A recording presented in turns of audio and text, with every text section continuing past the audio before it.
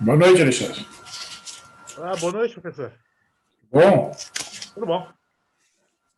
Pois é, tudo bem. Eu estou aguardando aí mais ver se vai chegar mais alguém. Aguardar uns minutinhos aí só, então. Tranquilo.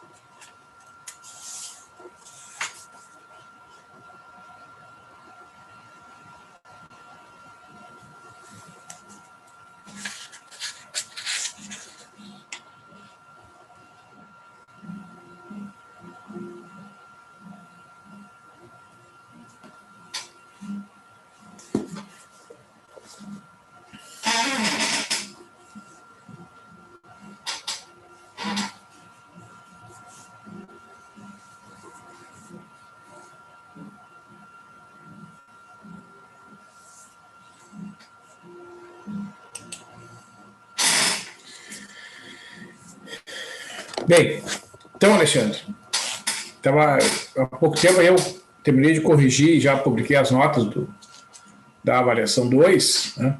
Sim. E eu vi ali que tu não resolveste um item só, né? Eu fiquei em dúvida ali já que a gente tinha que usar o limite fundamental, eu fiquei em dúvida porque o X ali na questão 3 tem dia 5. E Ah, a gente aprende com o X tendendo a zero, né? Daí eu pensei, eu acho que não pode. E eu. não, mas aí é que aí tu tem que fazer a fatoração, né? Vai ficar seno de x menos 5 dividido por x menos 5 vezes x mais 5. Sim. Não, eu pensei em fazer isso, eu cheguei a fazer, mas daí o Sim, problema sempre foi o aí tu X chama, sei tendendo lá, a 5. a variável auxiliar u de x menos 5, né? Sim.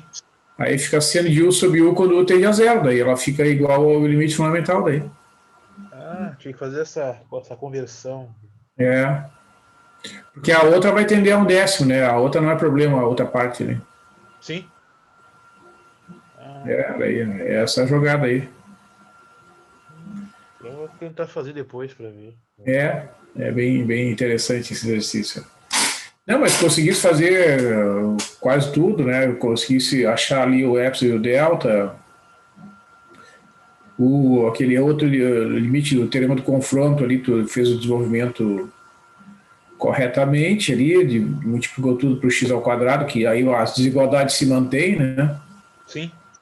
Partindo de que o cosseno de 1 sobre x é um número entre menos 1 e 1, multiplica por x ao quadrado todos os termos, e aí faz o limite quando x tende a zero, né? As extremidades da desigualdade vão para zero, então o termo do meio, que é exatamente x ao quadrado multiplicado pelo cosseno de 1 sobre x, tem que tender a zero. Sim. E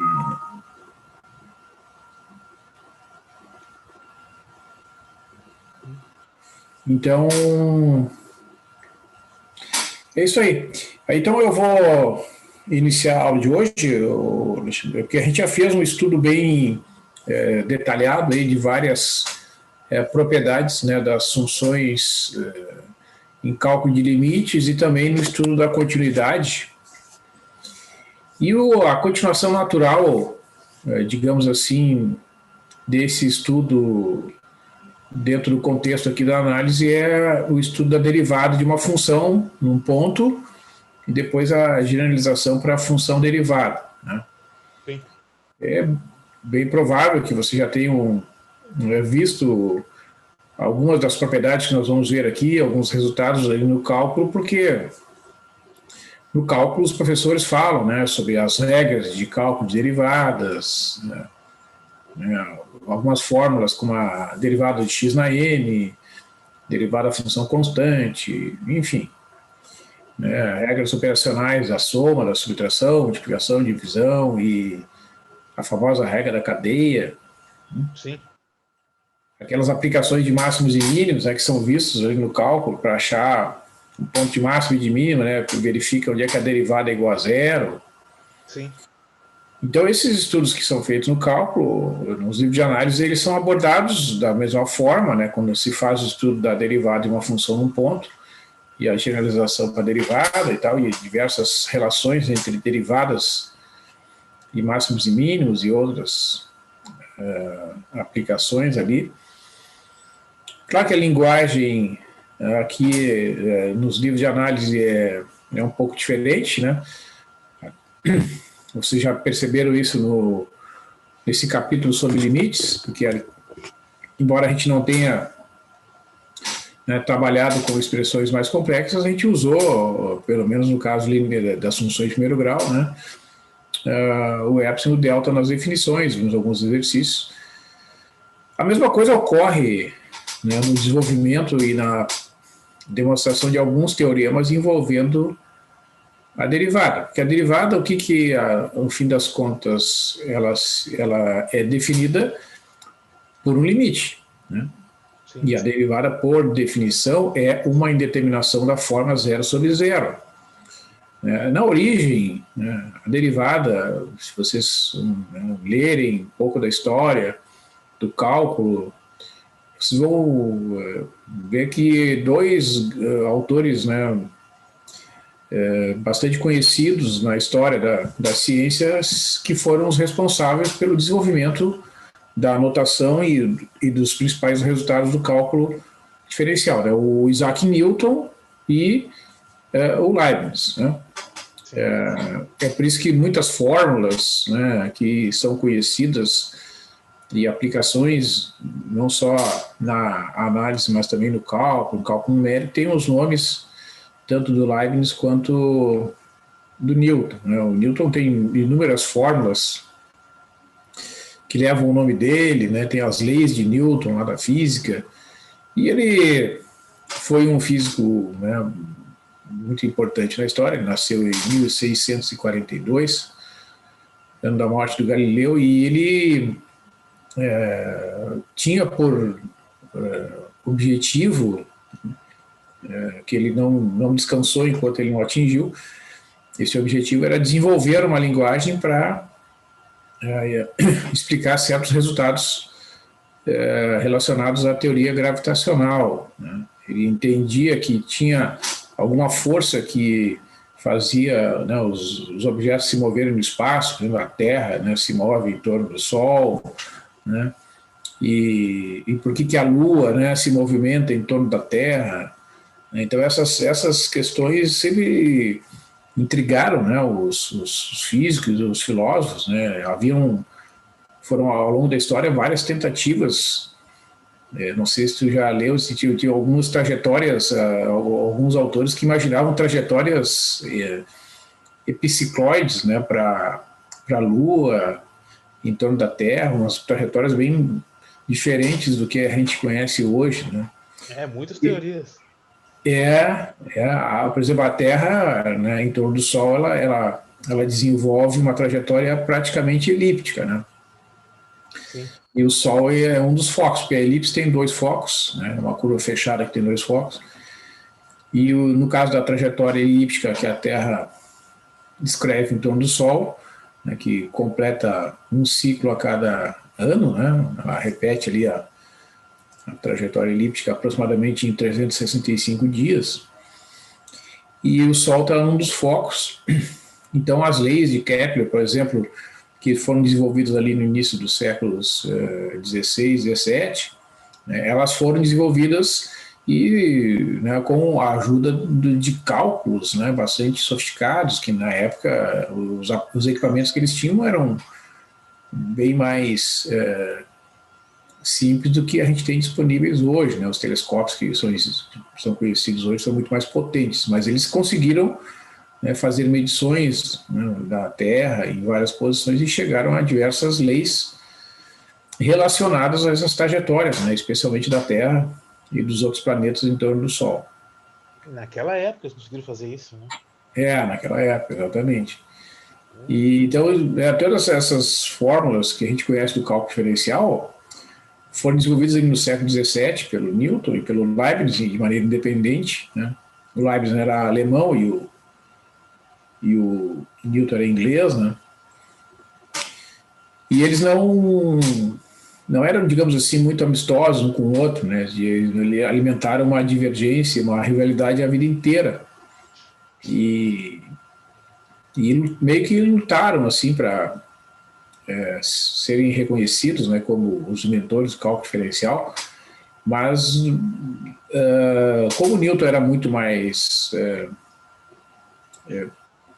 famoso e também pelo fato de ser inglês, que naquele momento, né, e por um longo tempo a Inglaterra era um país muito forte economicamente, tinha um grande poderio econômico e político, né, no contexto ali dos países da Europa, né, até hoje, né, a Inglaterra é um país muito forte economicamente, então isso também repercutiu na ciência, né, então eles disputavam a hegemonia, né, dos resultados científicos e por isso uma boa parte da comunidade, né, científica da época apoiou evidentemente o nome do Newton, né. Ele realmente fez muita coisa. E então o que a gente tem hoje, né, na notação e nas fórmulas que são as mais conhecidas dentro do cálculo e da análise, pelo menos no estudo inicial, oriundam desses trabalhos ali, né, ou seja, de aproximadamente 500 anos. Né? E, bom, não houve, assim, nesse nível, né, de conhecimento, nada de novo nesse período. Né, os principais resultados já foram estabelecidos, né, a respeito de funções contínuas e funções deriváveis, e geralmente nos capítulos dos livros de análise que tratam da derivada, né, os autores apresentam a definição da derivada, né, alguns resultados relacionados com funções contínuas, né, que, por exemplo, toda função derivável é também contínua num ponto, e algumas formas básicas e algumas aplicações, como, por exemplo, no cálculo de limites através de derivados. Aí sim, né, agora que a gente está vendo, finalmente, a definição de derivada, a gente vai ver que, sob certas condições, a gente vai poder aplicar a regra de L'Hopital. Né? Sim. Então, né, vocês, alunos de matemática, alunos do curso de matemática, né, têm, entre outras missões, né, uma das missões do aluno de matemática é preservar, né, a cultura matemática, o conhecimento matemático do nível de graduação. Né? Então, vocês, digamos assim, são, né, os mensageiros, né, desses conceitos aí da análise para aquelas pessoas que vão conviver com vocês, né, profissionalmente, né, se algum de vocês vier a ser professor. Então, é importante que vocês tenham essa noção da importância que é, né, ter alguns conhecimentos desses resultados e um pouco da história, né? Porque, de fato, essa história ela envolve muita luta, muito trabalho, né, para que os resultados fossem obtidos, e não só os resultados obtidos, mas também, né, o reconhecimento, né, pelo esforço que foi feito por essas pessoas ao longo da história. Né? O Newton e o Leibniz são dois personagens, né, mas existem outros que também deram a sua contribuição aí, né, dentro da análise matemática. Então eu vou iniciar aqui, pessoal.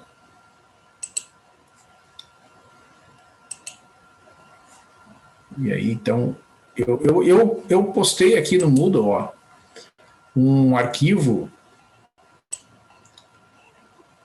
sobre a derivada, né? Hoje é dia 25, tá? Então, o que eu fiz? Esse arquivo que nós vamos trabalhar na aula de hoje aqui, eu montei ali com umas fotos e alguns textos que eu coloquei e gerei um PDF, né? Então, se vocês quiserem acompanhar, né, através daquele arquivo que está ali no Moodle, naquele PDF, né, ele vai ter praticamente todos os resultados que nós vamos ver aqui ao longo da aula de hoje.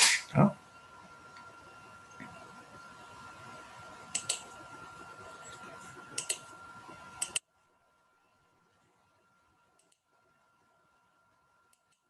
Então, assim, pessoal, eu usei um recurso que já usei outras vezes, né? Eu fiz um desenho, né, para representar alguns resultados, escrevi algum texto com a caneta, que é um pouco mais rápido, né? Então, eu comecei aqui com a definição de derivada, né? Certo? Então, a derivada, então a gente tem uma função f, né, genérica, definida num conjunto x, que é um subconjunto dos números reais. O a é um ponto de acumulação de x. Então, a derivada dessa função f no ponto a é o limite, né, que é representado por f' de a, que é aquela velha notação, né, bastante conhecida lá do cálculo. Né? Então, f' de a é o limite de f de x menos f de a dividido por x menos a, quando o x tende ao ponto a, né?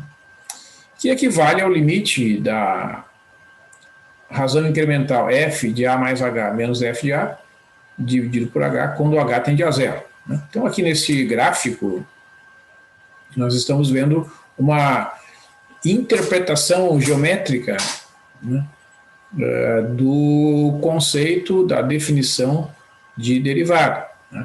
Então, a gente tem uma curva aqui, ó, qualquer, né, representada ali por uma certa função f de x.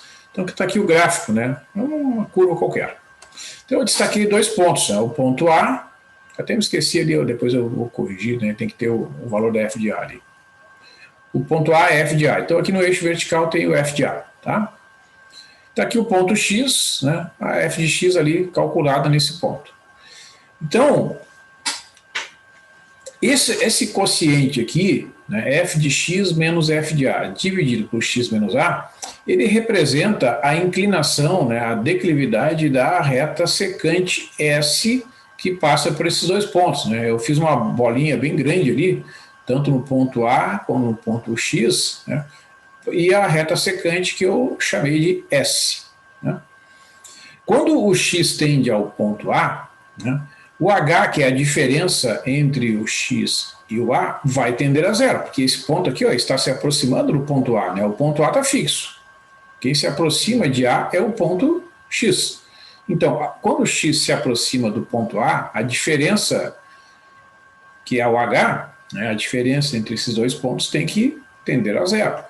E este ponto aqui, né, ele vai percorrer as posições intermediárias aqui ao longo da curva, né, e vai se aproximar deste ponto que está parado.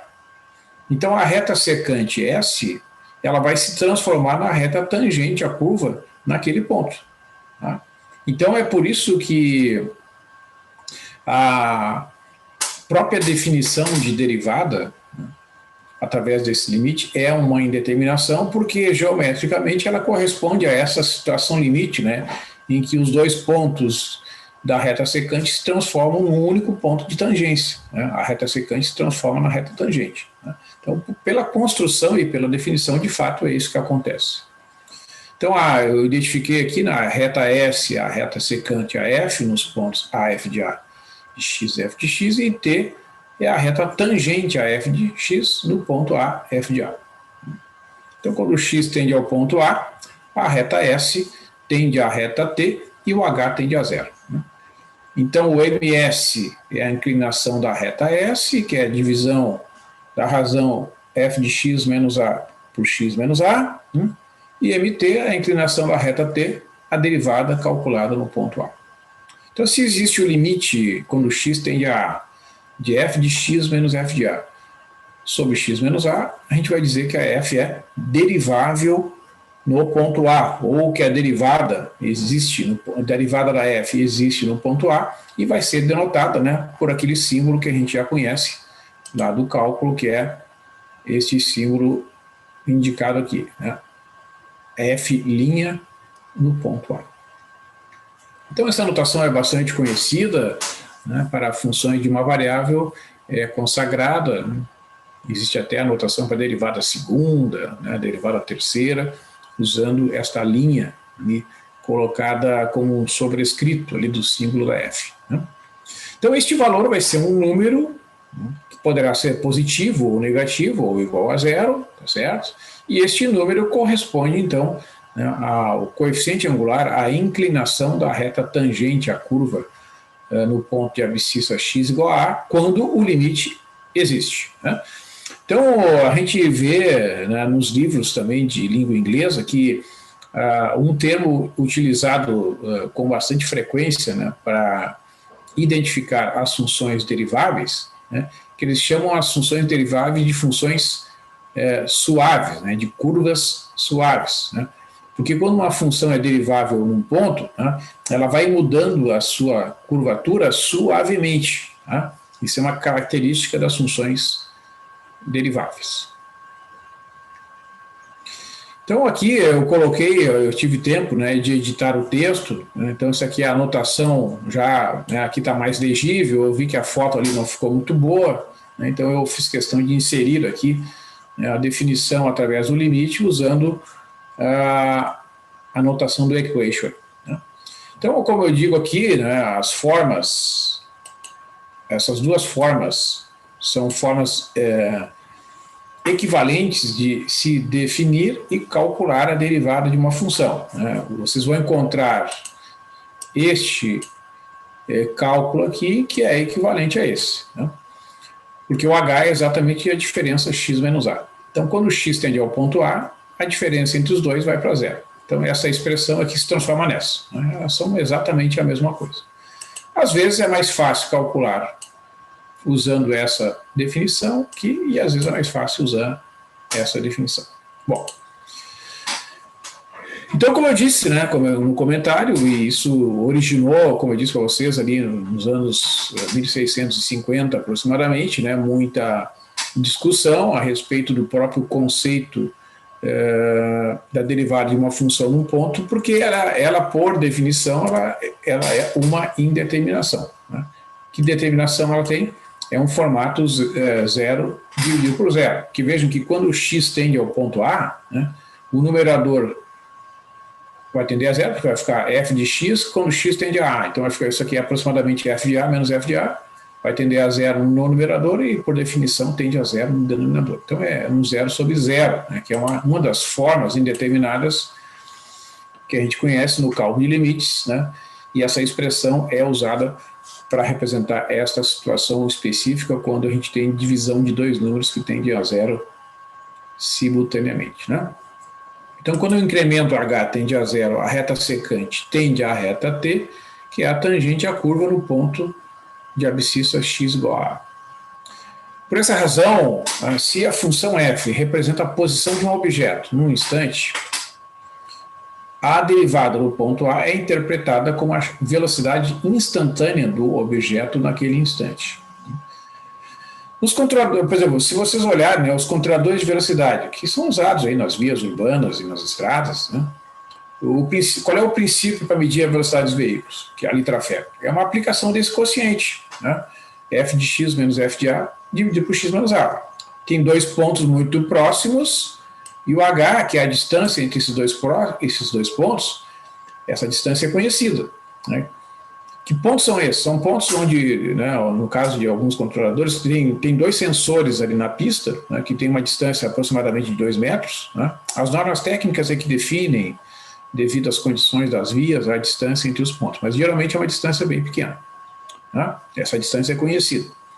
Então, o que acontece? O equipamento, né, ele tem condições e mede o tempo para que o veículo gasta para percorrer essa distância. Então, tu faz o cálculo do quociente f de x menos a, que é interpretado como a velocidade instantânea do objeto, né? Na verdade, né, é uma aproximação, né, porque isso aqui é um valor calculado para pontos muito próximos, que é uma forma de calcular aproximadamente o limite daquele quociente quando o x tende ao ponto A. Né? Quanto mais próximos estiverem esses dois pontos, né, no caso dos dois sensores ali colocados lá na pista, né, mais qualidade terá a aproximação até um certo ponto, né, porque o equipamento que é usado para medir o tempo que o veículo gasta para percorrer aquela distância, ele precisa, né, emitir um sinal e receber um sinal. Então ele não pode ser também uma distância muito pequena, senão não vai dar tempo. Né? Então é por isso que é em torno de 2 metros que os sensores são localizados ali, né? Então os equipamentos têm que ser aferidos periodicamente, certo? Então eles usam um sinal, né, que é mandado ali para o veículo, o sinal vai e volta, né? Então, medindo o intervalo de tempo, tu terá, né, a distância dividida por tempo, né? E aí então tu terá a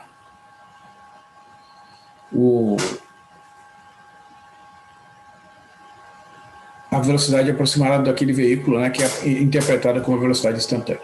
Tá? Então, digamos, é uma aplicação aí, né, que é conhecida. A gente sabe, então, que uma função que é derivável em todos os pontos do seu domínio é chamada simplesmente de uma função derivável. Né? É a mesma coisa que uma função contínua. Né? Quando uma função é contínua em todos os pontos do seu domínio, ela é simplesmente chamada de função contínua. A gente viu lá no caso das funções polinomiais, por exemplo, né? Que tem como domínio natural o conjunto dos números reais, elas são chamadas simplesmente de funções contínuas. Então a mesma coisa aqui acontece com as funções deriváveis em todos os pontos do seu domínio. Né? Por exemplo, dentre as funções que você já conhece ali do cálculo, né? As funções polinomiais são exemplos de funções deriváveis, né, no seu domínio natural, que é o conjunto dos números reais. A função exponencial é uma função derivável em todos os pontos do seu domínio, ou seja, ela é uma função derivável. O logaritmo é uma função derivável em todos os pontos do seu domínio, assim como o seno, o cosseno de x, a tangente. Né? Então, todas essas funções são funções deriváveis. E uma propriedade muito importante que relaciona, né, o conceito da derivada com o conceito da continuidade é este teorema que diz, então, que toda função contínua, toda função derivável é contínua. Então, se uma função é derivável, ela é obrigatoriamente contínua. A recíproca não é verdadeira. Né? Então, por exemplo, na demonstração, que a gente tem várias, né, formas de demonstrar esta propriedade, então uma das formas é mostrar que o limite, né, da f de x quando x tende ao ponto A tem que ser igual a f de A. Se isso for provado, eu estou provando que a função f é contínua no ponto A.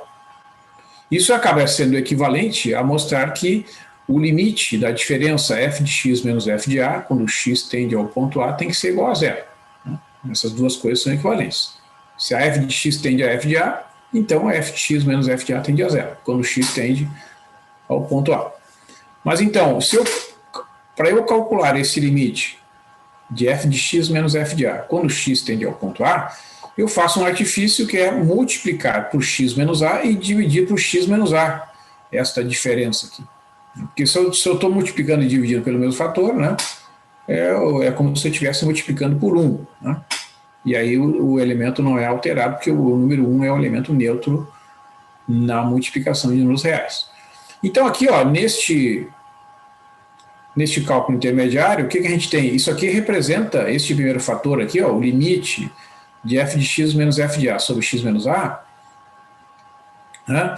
Ele representa exatamente a derivada da função. Então eu terei limite de f de x menos f de A sobre x menos A, quando x tende ao ponto A, vezes o limite de x menos A, quando x tende ao ponto A. E este primeiro limite, por hipótese, como a função é derivável, representa a derivada da função f calculada no ponto A, e este segundo limite é igual a zero. Então fica f' de a vezes zero, que é igual a zero, ou seja, realmente, né, o limite da f de x quando x tende ao ponto A é igual a f de A. Né? Então toda função derivável num ponto, ela é contínua. É por isso que as funções deriváveis, né, na maior parte das aplicações que a gente encontra na economia, na biologia, nas ciências sociais, né, elas são, nas engenharias, elas são preferíveis, né?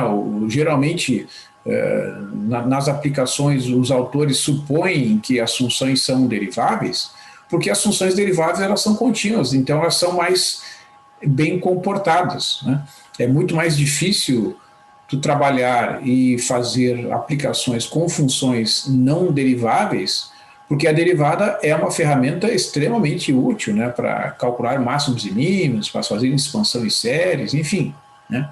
Então, as funções deriváveis e, ademais, né, além de todas essas facilidades, digamos assim, que a derivada proporciona, ainda, né, o fato da função ser derivável automaticamente garante que ela é contínua, né? Ou seja, não existe a possibilidade de haver uma descontinuidade se a função for derivável. Isso é uma grande vantagem, digamos assim, né, do ponto de vista do cálculo, né, do traçado de gráficos e da previsibilidade, né, que as funções contínuas elas variam dentro do conjunto imagem, né, passando por todos os pontos intermediários entre dois valores dados. Né? Muito bem.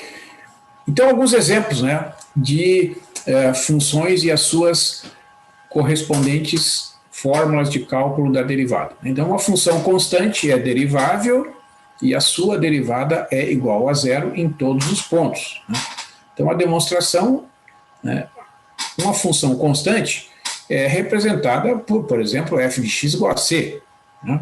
É uma forma de representar uma função lá, digamos que o c seja 2, 3, 4, enfim. É um valor que, qualquer que seja o x, né, a imagem é o y igual a c.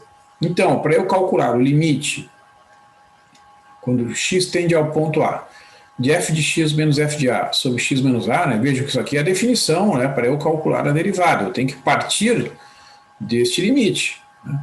Bom, mas quanto é que vale a f de x? É o c. Quanto é que vale a f de a? É igual a c.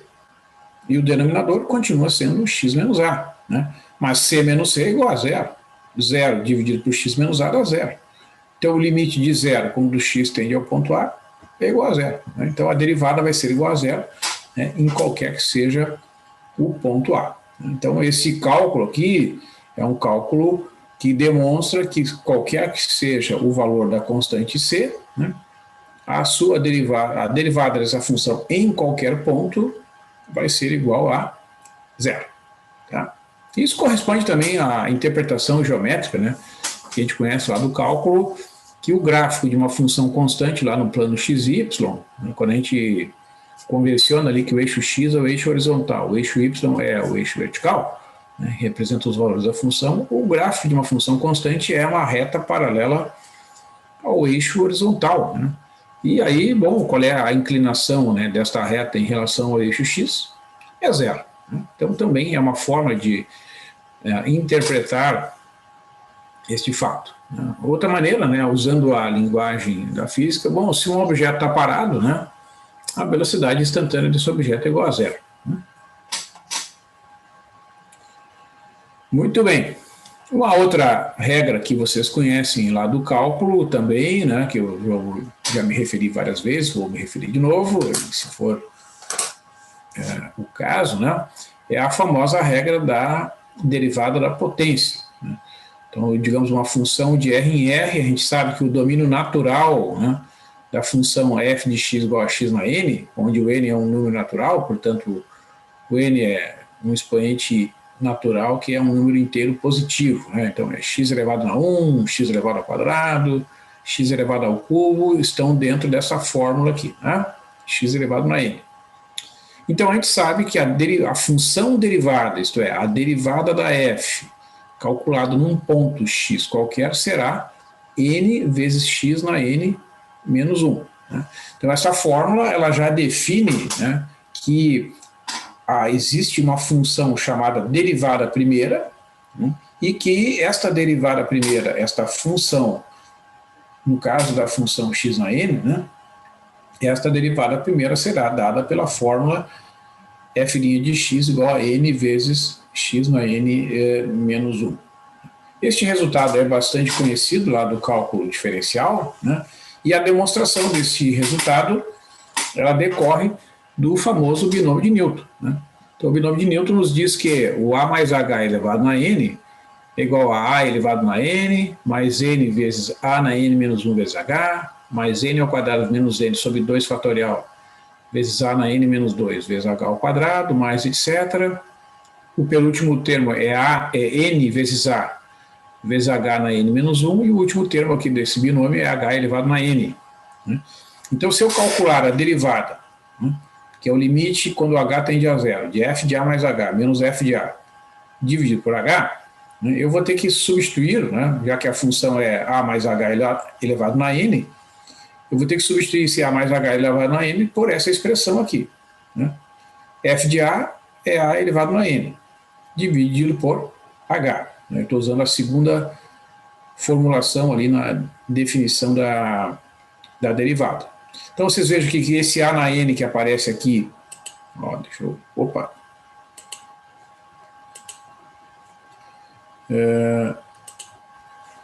pegar o meu. Ó, esse a na n que aparece aqui, ó, ele pode ser cancelado por esse aqui, né? Então, esse sinal de menos, né, esse sinal de menos é lá da definição, né? Então, é simplesmente uma consequência. Então, o que vocês vejam, ó, todos os termos aqui, a partir desse que sobrou, tem o fator h, pelo menos com o expoente 1, que é esse primeiro aqui, o h está elevado na 1. Esse aqui, o h está elevado ao quadrado.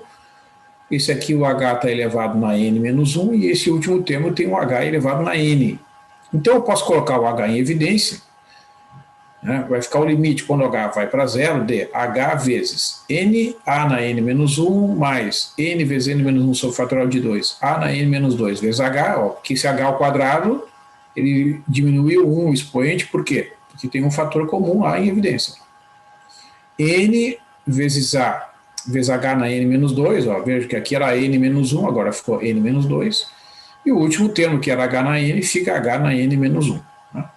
Este h, que é o fator comum, ele vai ser simplificado com o denominador, porque o denominador é igual a h. A gente tem que fazer essa simplificação antes de processar o limite, né, porque o h é diferente de zero, né? Lembre, quando o h está tendendo a zero, ele é diferente de zero. Isso aqui é uma divisão de dois números diferentes de zero que pode, então, ser realizada, né?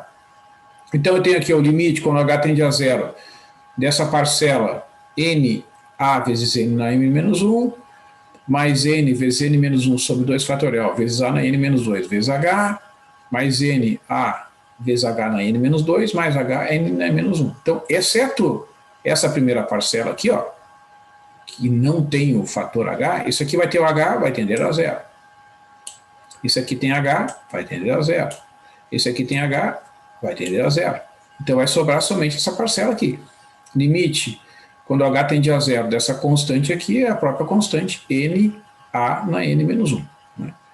Então, a letra que a gente usa para representar a variável é irrelevante, né?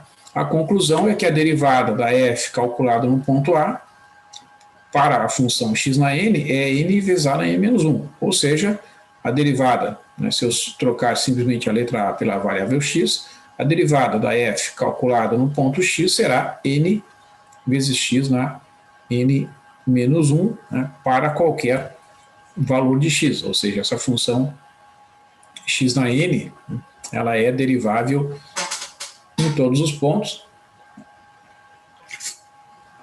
Então, pela aplicação do binômio de Newton, a gente consegue demonstrar, né, a validade dessa forma. Né? Então, deixa eu mostrar para vocês aqui um caso particular, né, que, ó, vou fazer um caso particular para mostrar aqui como é que funciona isso, né, para vamos imaginar aqui, ó,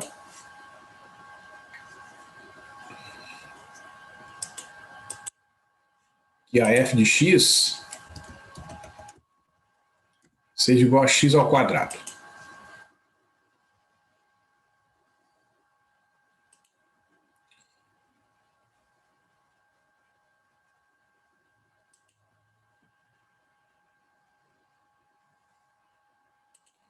X elevado ao quadrado. Tá? Então, n vale 2. Tá? Então, vamos calcular a derivada. Já vamos calcular a derivada para um ponto x qualquer. Então, eu vou calcular a derivada aqui. Vou colocar aqui o símbolo da derivada. Nós vamos botar o limite.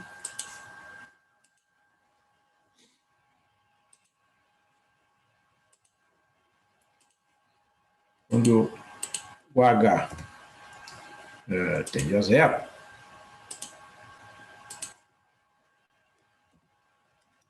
de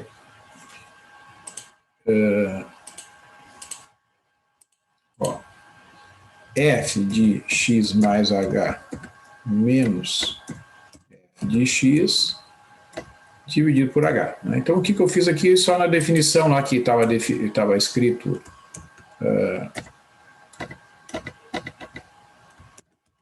a derivada no ponto A, eu substituí pelo ponto x. Tá? Muito bem. Então, aqui, ó, vocês vejam que esse limite, né, ele é uma indeterminação da forma 0 sobre 0. Né? Porque se eu fizer o h igual a 0, né, que a gente não deve fazer, mas vamos fazer um exercício de imaginação. Né? Se eu fizer o h igual a 0, vai dar f de x menos f de x, que é 0, dividido por 0, que é 0. Então, é uma indeterminação da forma 0 sobre 0. Né? Então, o que a gente tem aqui? Ó? Vamos desenvolver esse cálculo. Aqui eu tenho que fazer, né, o cálculo da função. Bom, o que a função faz num ponto? Ela pega esse ponto e eleva ao quadrado. Então, esse ponto, neste caso aqui, é o ponto x mais h, né, elevado ao quadrado. Aqui eu tenho a função calculada no ponto x, que é exatamente x ao quadrado. Então, eu vou colocar o x ao quadrado aqui. Né? Então, o que eu fiz aqui, por enquanto, é simplesmente, né, aplicar a definição da derivada. É o limite da razão incremental da função no ponto x dividido por h, né, quando h vai para zero. Bom, então eu vou calcular agora esta expressão, né, desenvolvendo, né, vou desenvolver esse primeiro parênteses aqui, que tem um produto notável. Né? Então, o que vai dar aqui? Ó? Primeiro termo, que é x elevado ao quadrado. É o quadrado de x, né? Que é x elevado ao quadrado. Mais duas vezes o primeiro pelo segundo termo, 2x vezes h. Mais h elevado ao quadrado. Então, vocês vejam que esse cálculo aqui nada mais é do que um caso particular do famoso binômio de Newton, né? Onde lá eu fiz, no caso geral, para um n qualquer. Esse aqui é o desenvolvimento do binômio de Newton quando n vale 2. Né? Vocês vejam que a multiplicação desses fatores, o x e o h, quando aparecem aqui, todos eles são de grau 2. Né? Tem o x ao quadrado aqui, que é de grau 2. X vezes h, que é de grau 2, e o h ao quadrado, que é de grau 2. Então, vocês vejam que esse termo aqui, ó, o x ao quadrado, né, eles têm sinais contrários, eles vão desaparecer. Né? Então, o que vai sobrar? Vai sobrar no limite. Vou copiar aqui, depois eu... Opa! Ó, vou copiar aqui. Este termo desaparece. E esse aqui também. Eles são simétricos. Então, vocês vejam, ó, fica 2 vezes x vezes h mais h ao quadrado. Né? Então, agora, a gente vai agrupar... Né? Opa!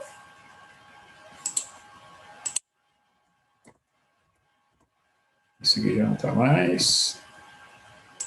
Esse aqui já não está mais. Né? O h que está em evidência ali, ó, eu vou escrever multiplicando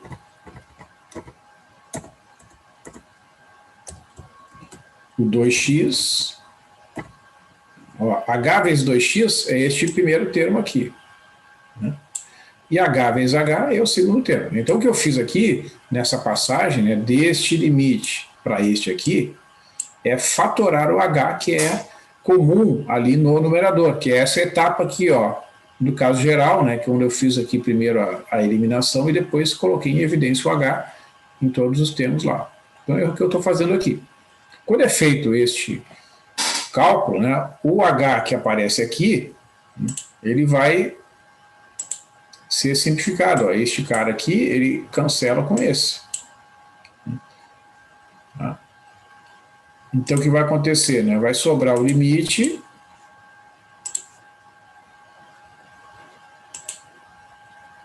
quando o H vai para zero. Aqui o H vai tender a zero.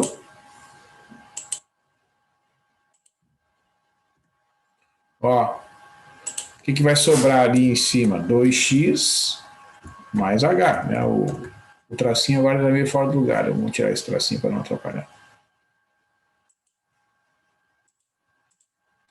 Então, o que sobrou?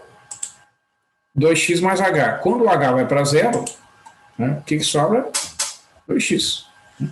Porque o x não depende do H. 2x mais 0 é igual a 2x. Então, vejam, né? A gente conclui, né, que a derivada, né, é igual a 2x, né? Esta aqui é a derivada da função f de x igual a x ao quadrado. Né? Esse cálculo, então, vale em todos os pontos do domínio natural da função, que é o conjunto dos números reais. Né? Então, a derivada, né, neste caso, ela é uma nova função. Né? Por exemplo, né, se eu quiser calcular a derivada da função no ponto, digamos lá, no ponto, sei lá, x igual a 1, vamos escrever aqui, é igual a este valor aqui calculado no ponto 1. Eu vou substituir o x por 1 aqui, fica 2 vezes 1, né, que é igual a 2. Certo? Este número, então, representa a inclinação da reta tangente à curva representada pela parábola, né, y igual a x ao quadrado, no ponto x igual a 1. Né? Certo? E assim sucessivamente. Né? Se eu quiser calcular em qualquer outro ponto, eu tenho que substituir o valor do x. Né? Então, a derivada é uma nova função que pode ser calculada, né, em todo e qualquer ponto do domínio da função x ao quadrado. Então, esse raciocínio, né, essa técnica, né, que é feita aqui no caso particular da função x ao quadrado, né, ela pode ser feita para x ao cubo, para x elevado na 4. Na verdade, né, o cálculo, no caso geral, está realizado aqui, só que usa o binômio de Newton. Né? Então, para ilustrar que nem toda função contínua é derivável, né, eu lembro do famoso exemplo dado pela função módulo, né, a função valor absoluto, que é a função f de x igual a módulo de x. Né, é definida no conjunto dos números reais, no próprio conjunto dos números reais. Né, o domínio natural dessa função é o conjunto dos números reais. E essa função é derivável em todo ponto x diferente de zero. Né? Ou seja, no ponto x igual a zero, ela não é derivável, embora seja uma função contínua, né, em todos os pontos. Né? Então, vejam que a função módulo de x vai ser igual a x, né, se o x for maior que zero, vai ser igual a menos x se o x for menor que zero, e no ponto zero ela vale zero. Né? Vejam, né, que, de fato, ó, vocês observem que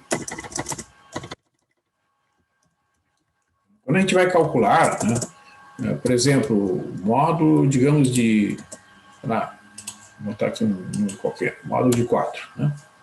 Bom, o módulo de 4 é igual a 4, né, que é o próprio número 4, certo? Então, é o próprio valor de x. Né? Mas se vocês calcularem, por exemplo, o módulo de menos 5, módulo de menos 5, que o módulo seja sempre um resultado positivo lá no final, né? Tem que usar a definição acima ali, ó. Isso aqui tem que ser igual a menos, porque vejam que aqui o x é menos 5, né? Então vai ficar menos o x, ora, menos 5 é igual a 5, né? Então é assim que é definido o módulo para que o resultado, né, lá no final seja sempre positivo, ó. Se o próprio x for positivo, é igual a x. Se o x for negativo, é igual a menos x. Então, lá no final, será sempre positivo. Então, o que vai acontecer? Quando a gente calcular a derivada no ponto zero, né, que é o módulo de zero igual a zero, né? Se eu calcular a derivada dessa função à direita do ponto zero, né, que é o limite da f de x menos f de zero, dividido por x menos zero. Quando x tende a zero pela direita, né, a f de x é igual a x. F de zero é igual a zero. Então, fica no numerador da x. X menos zero é igual a x. Então, quando x tende a zero pela direita, isso aqui é x dividido por x, que é 1, e o limite é igual a 1. Né? Quando x tende a zero pela esquerda, a derivada dessa função calculada no zero à esquerda é o limite de f de x menos f de zero sobre x menos zero, quando x tende a zero pelo lado esquerdo do ponto zero. Né? Então, está se aproximando para esse ladinho aqui do zero. Aqui.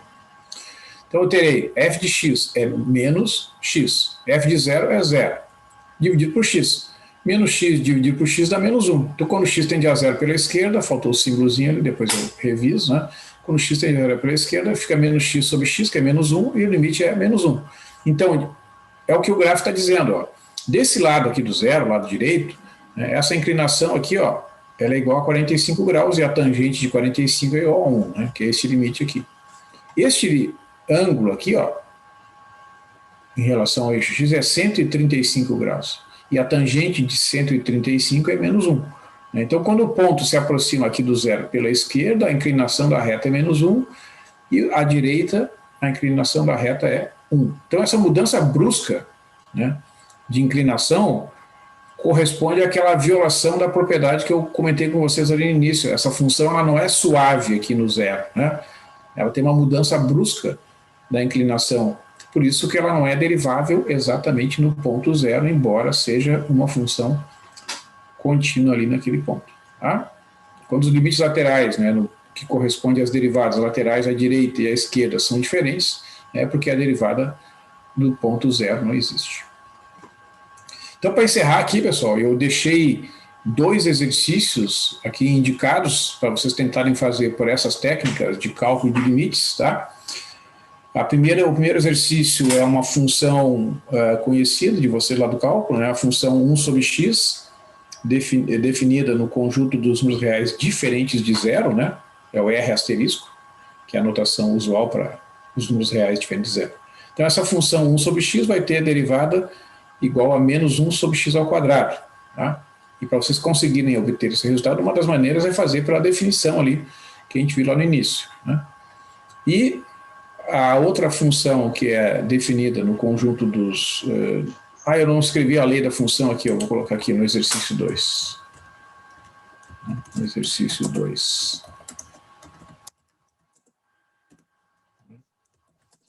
Se a f de x é a raiz quadrada de x,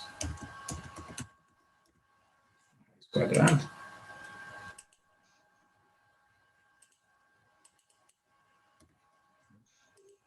mostrar que a derivada é igual a 1 dividido por 2 vezes a raiz quadrada de x. Tá? E, evidentemente, essa fórmula, né, só vai valer para valores de x estritamente positivos. Então, vocês vejam que a função ela está definida no zero, né, porque a raiz quadrada de zero é zero, mas a derivada no zero não existe. Certo? Então é isso, pessoal. Eu vou encerrar por aqui, eu vou interromper aqui o compartilhamento. Né? Eu vou deixar depois, eu vou fazer algumas revisões ali, porque o texto eu não tive tempo de revisar antes, eu observei que tem algumas coisas que não estão muito bem escritas. E eu vou, então, compartilhar uma versão definitiva depois, amanhã ou quinta-feira.